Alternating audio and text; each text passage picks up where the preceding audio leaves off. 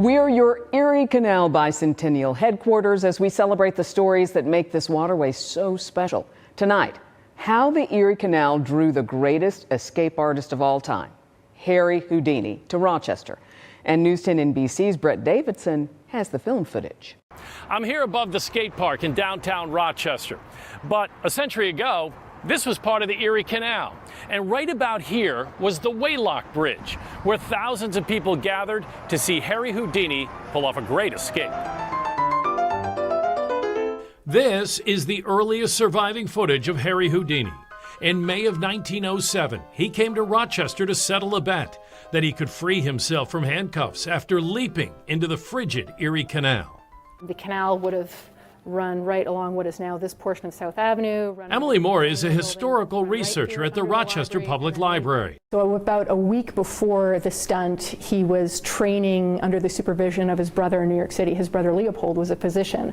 So he was doing a series of ice baths to train for this cold water in the canal here in Rochester. Houdini's stunt was advertised in the newspaper and billed as the most extraordinary feat this wonderful chap has ever attempted. What's interesting about the Erie Canal is that it contains so many stories, and you can tie it to virtually any aspect of 19th century American history, including the rise of showmans like someone like Houdini. But Houdini's ties to Rochester go beyond this celebrated plunge into the Erie Canal. I'm Jeffrey Blood, and Houdini was my grand uncle. Jeff and Debbie Blood live in Greece. His mother was a favorite niece of Harry Houdini's. Tell me about this picture. This is Jeff's mom with Houdini on a set of one of the picture shows he did. They have stacks of photos and news clippings about their famous relative. I watched the Houdini canal jump with them. It's a pretty big jump.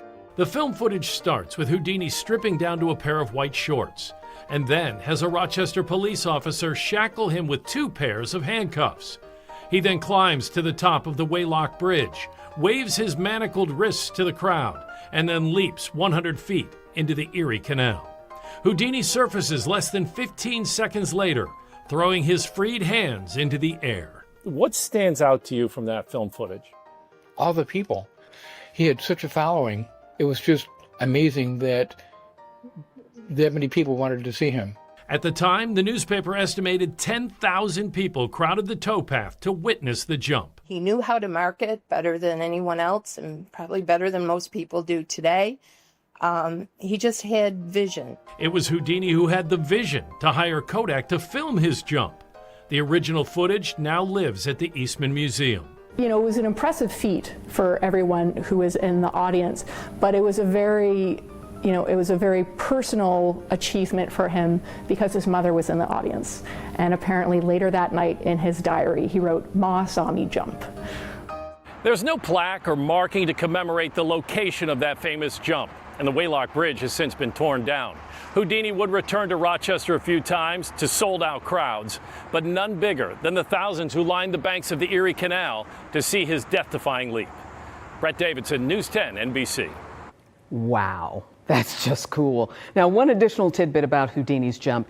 In addition to being handcuffed, he was also going to be placed in a sack and would escape from that in the water at the same time. But the day before, during a practice jump, he realized that the bottom of the canal was too muddy and he scrapped that part of the trick.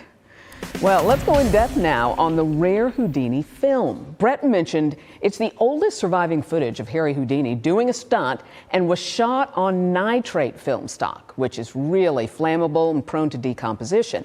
It's now safely in the hands of the Eastman Museum, which preserved the footage by transferring it to a safer acetate stock. Now, the original is stored in a newly renovated vault off-site, while the preservation materials and digital files are stored in the archives building at the museum. It's very cool for us to be able to be in Rochester, to have the earliest surviving footage of Houdini doing an outdoor stunt, filmed in Rochester by people from Rochester. You can look at the crowd and look in the background and see the buildings and these places that are familiar to us. Some of those buildings are still standing. For example, if you look into the background of the film, you see a building that says iron and steel. That was the S.B. Roby Company. It's now TGW Studio on South Avenue Extension.